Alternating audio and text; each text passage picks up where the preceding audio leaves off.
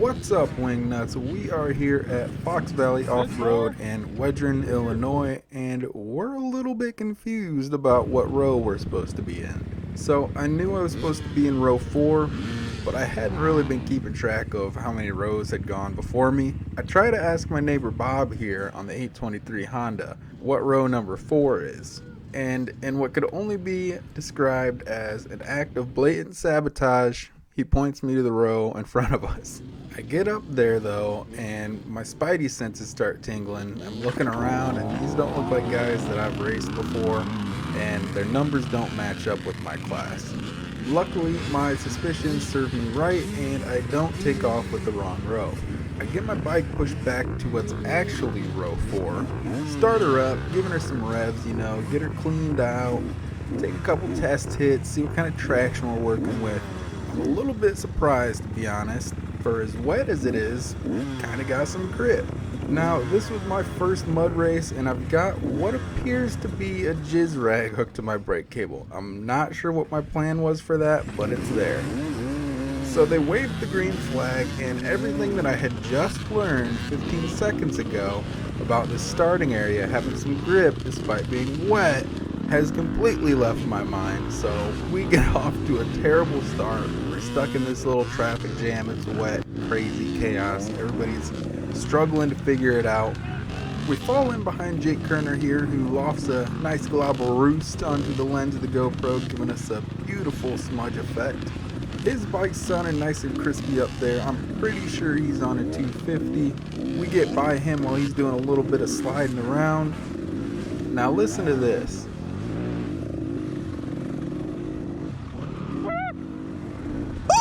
Dude probably just thought he got passed by a baby bird. Okay, so I know using myself as an example probably isn't the best way to sell somebody on something, because I don't exactly make it look effortless. But go ahead and hear me out anyways.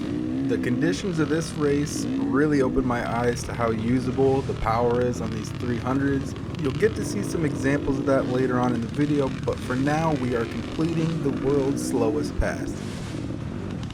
Then just a little bit later, I'm eyeballing up what I think is a nice little hot line. I take it, look over to my right, and I'm like, the fuck, there goes Jake on the main line. Gets back past me. So much for that.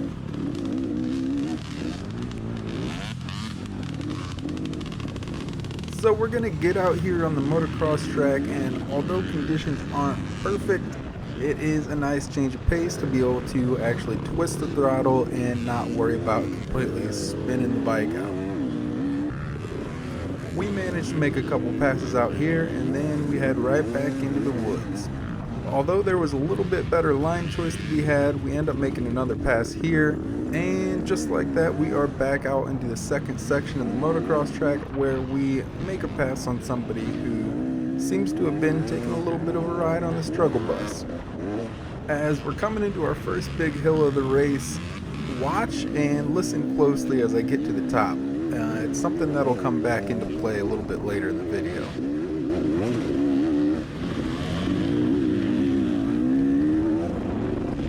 I got a tree. Coming up on this next guy, I graduate from my baby bird to some kind of southern mating call. As I twist the throttle to go past, I about crash myself, sending the guy behind me into a rage.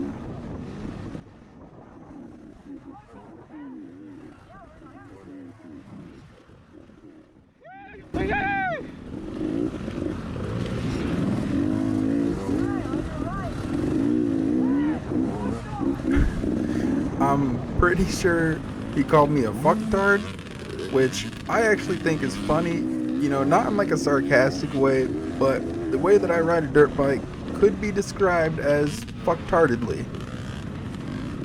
Okay, so take kind of a mental note of where we're at as we follow Jake into the finish line area. We're coming up on 10 minutes into the race, going to be wrapping up our first lap. Also, take note of the sign they're holding up that says to call out your number and what number I call out.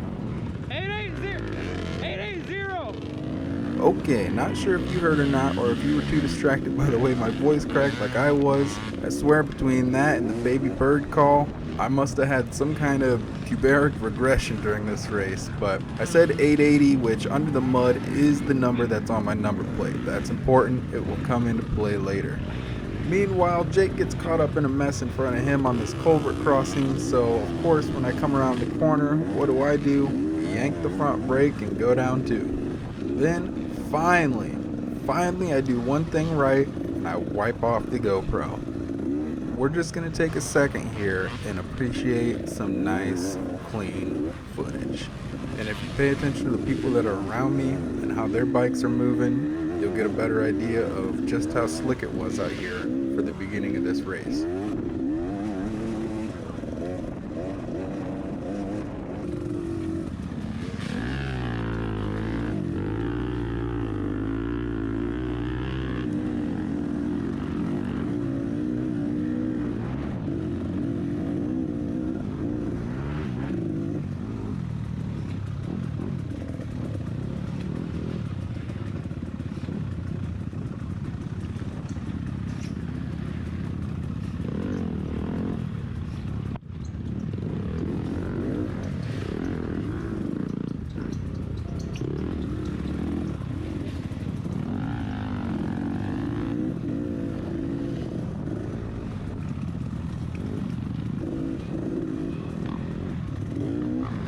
Okay, so remember earlier when I had that close encounter with the tree at the top of the hill?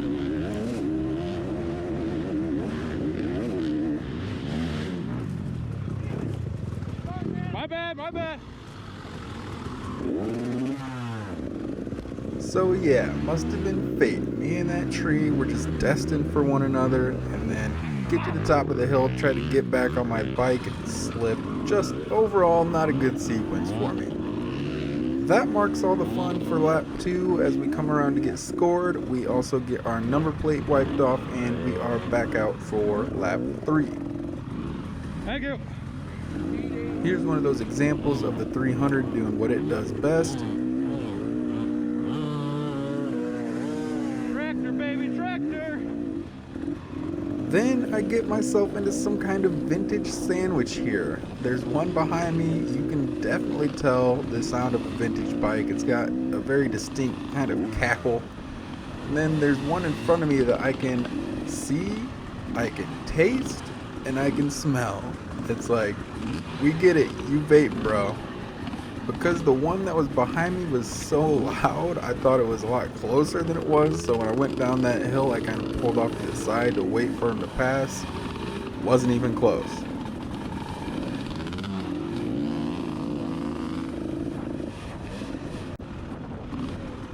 Mr. California Compliant lets us by, thankfully, before we pass out.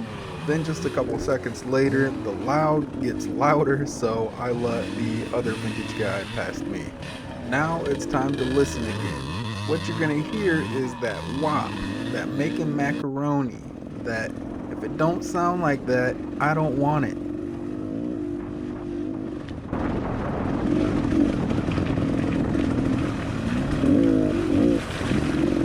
Now look at my number plate and listen to this dumb shit.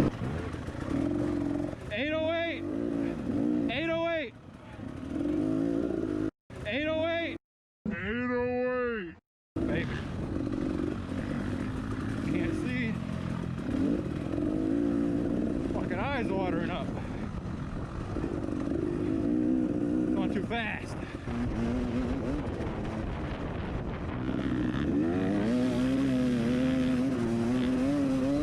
Here comes a little bit more WAP for you.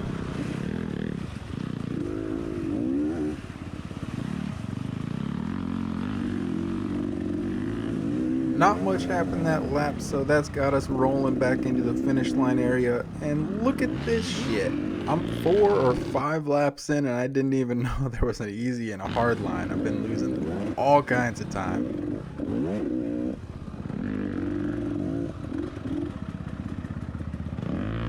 808.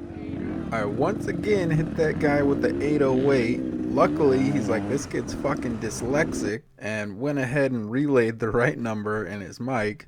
Then I thought this guy was proposing to me, which I thought was a little bizarre, but you know, to each their own, so. After that, the culvert crossing claims yet another victim, and it's kind of one line, pretty hard to get by on that. But a little bit later, the 300 does end up getting him on a hill.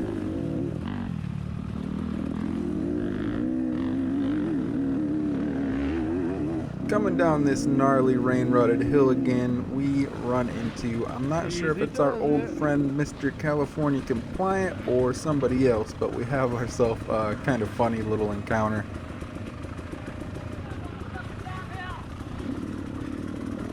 God damn. No, you're all good. Coming around. Thank you. So we're down here in this kind of slick section, and I tip the bike over. As I'm picking it up, we get ourselves into the slowest position battle of all time. That's so slick.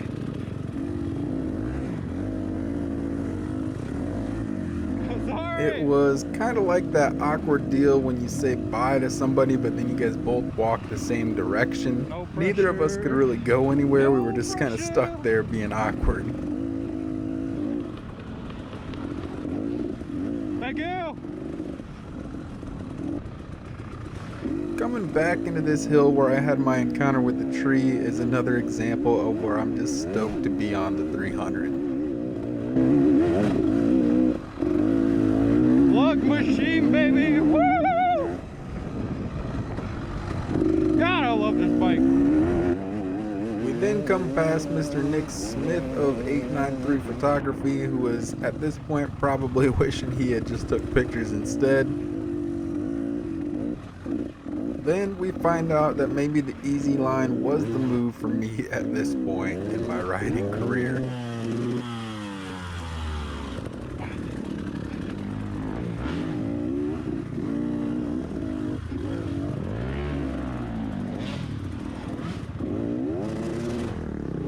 Jake gets a little bit better run at this hill than I do, and he gets back past me again. Then about 50 minutes in, we get to the talking to myself phase of the race. Okay, starting to tack up.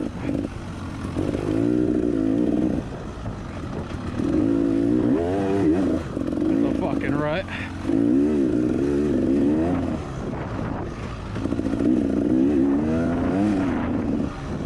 Yeah, buddy, starting to grab a little.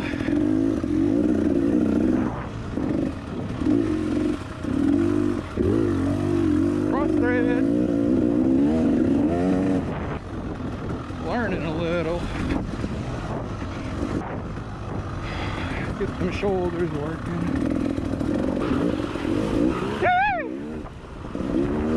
Thank you!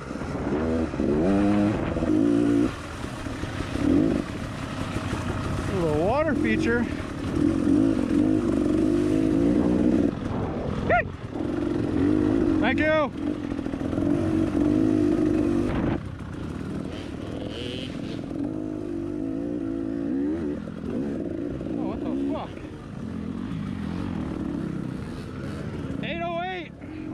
We get back behind this guy that I was turtle racing earlier, and I think that I can pass him. Gotta get by him. So we take a run at him on this hill, and it just doesn't quite work out.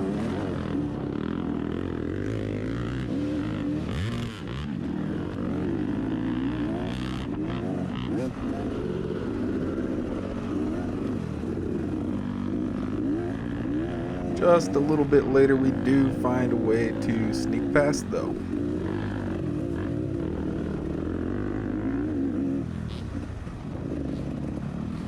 Fast.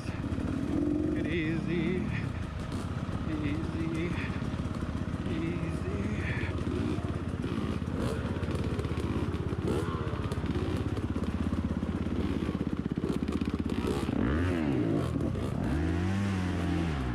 No, sir.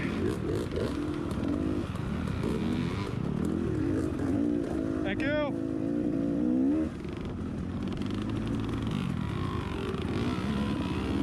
I let my front tire get sucked into a rut, which makes me and this guy rut buddies.